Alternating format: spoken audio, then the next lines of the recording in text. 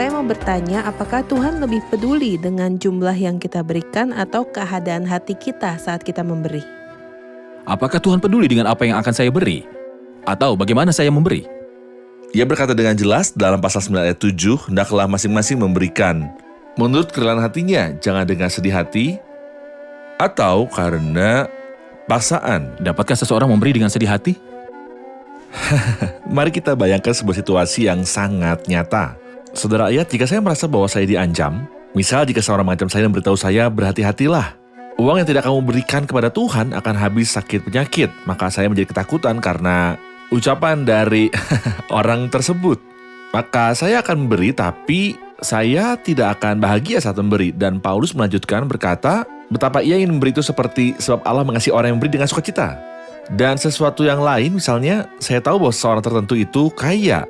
Jadi saya mulai bertanya kepadanya di depan saudara seiman, apakah ia telah berkontribusi atau tidak? Apakah ia telah memberikan uang atau belum? Jadi orang ini Tidak ada kewajiban dalam hal ini. tidak akan merasa malu, sehingga ia akan memberikan uangnya Karena dengan kebutuhan. sedih Ia akan memberi karena atau karena paksaan. paksaan. Maka ia tidak akan memberi dengan sukacita, tapi Tuhan tidak menghendaki hal itu. Hendaklah masing-masing memberikan menurut kerelaan hatinya. Dan hal positif kedua adalah jangan dengan sedih hati atau karena paksaan, sebab Allah mengasihi orang yang memberi dengan sukacita. Dan Allah sanggup melimpahkan segala kasih karunia kepada kamu, supaya kamu senantiasa berkecukupan dalam segala sesuatu dan malah berkelebihan dalam berbagai kebajikan, sampai akhir dari hal besar ini. Anda telah berkata bahwa masalahnya bergantung pada kerendahan hati. Tentu. Saya ingin mendengar komentar Anda tentang kata pertama di ayat 1 tentang pelayanan kepada Orang-orang kudus. orang-orang kudus. Ya, Siapakah orang-orang kudus ini? orang-orang miskin di Yerusalem. Lalu mengapa mereka digolongkan dalam banyak gereja sebagai kelas 2 dan bahwa mereka adalah saudara-saudara Tuhan? Bahkan istilahnya tidak akurat menyebut mereka orang yang kekurangan dan mempersiapkan ibadah-ibadah terpisah bagi mereka dan tidak mengizinkan mereka untuk berbaur. Dipanggil apa mereka? Orang-orang kudus. Bagaimana bisa mereka adalah orang-orang kudus di dalam Kristus? Poinnya saudara ayat adalah bahwa prinsip pembagian bukanlah sebuah prinsip ilahi sama sekali. Membagi-bagi kelompok orang percaya misalnya, ini adalah untuk para pengusaha dan ibadah-ibadah untuk orang miskin. Dan mengadakan ibadah-ibadah untuk setiap mereka. Ini bukanlah gereja sama sekali.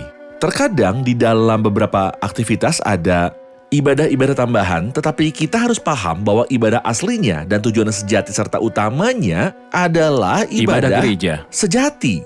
Ada orang-orang kudus yang miskin dan kaya, dan keduanya disebut orang-orang kudus. Benar. Tak ada penggolongan dalam gereja, kita tidak dapat menyebut orang miskin saudara bagi Tuhan dan orang lainnya dengan sebutan lain. Ketika saya berpartisipasi dalam memenuhi kebutuhan-kebutuhan salah satu anggota tubuh Kristus yang miskin, saya harus berpartisipasi sambil merasa bahwa ia adalah seorang kudus. Seorang anggota tubuh Saya Kristus. mengambil buahnya dan berkatnya di hadapan Tuhan ketika Ya. saya berpartisipasi dalam memenuhi kebutuhan salah satu orang Dan kudus Anda dalam tahu, tubuh saudara Kristus. Dan saya tidak boleh memperlakukan dia dengan merendahkan. Dan Anda tidak tahu saudara ayat bagaimana hal-hal ini mempengaruhi keadaan psikologis dari orang kudus ini. Itu melukai perasaan mereka, seakan-akan Benar. kita memisahkan mereka dari kita. Benar.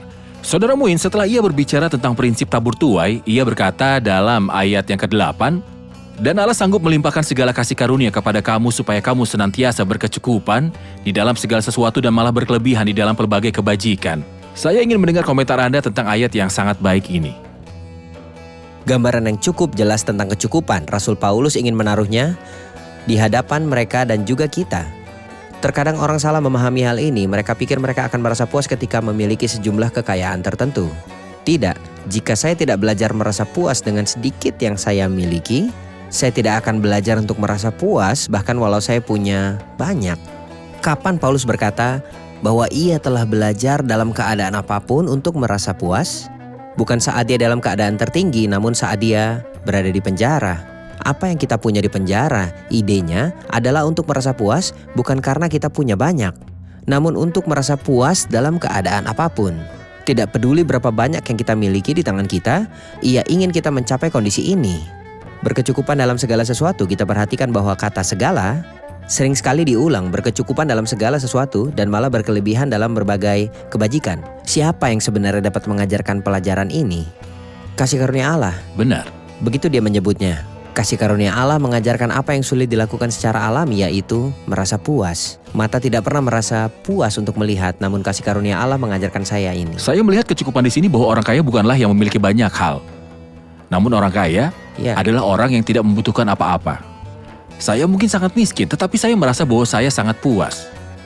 Saya mungkin kaya, namun saya masih menginginkan segala hal yang tidak saya miliki. Saya mungkin mempunyai $1 juta, tapi saya ingin punya 2 juta. Mata tidak pernah menjadi puas dari sekedar melihat. Jadi orang kaya bukanlah orang yang mempunyai segalanya, melainkan orang yang tidak membutuhkan apa-apa. Orang yang tidak merasa bahwa ia membutuhkan, ia mungkin tidak memiliki apa-apa. Tapi ia merasa puas. memiliki dunia. Dalam pasal 6 ia berkata, sebagai orang miskin namun memperkaya banyak orang. Sementara kita miskin, kita adalah sumber kekayaan bagi banyak orang. Tentu. Benar. Saya telah membaca tentang salah seorang dari orang kaya yang terkenal di dunia ini. Dia ditanyai setelah mencapai kekayaan ini, apa harapanmu? Ia berkata bahwa kekayaan akan berlipat ganda. Ia tidak punya rasa cukup, manusia tidak punya kecukupan sama sekali.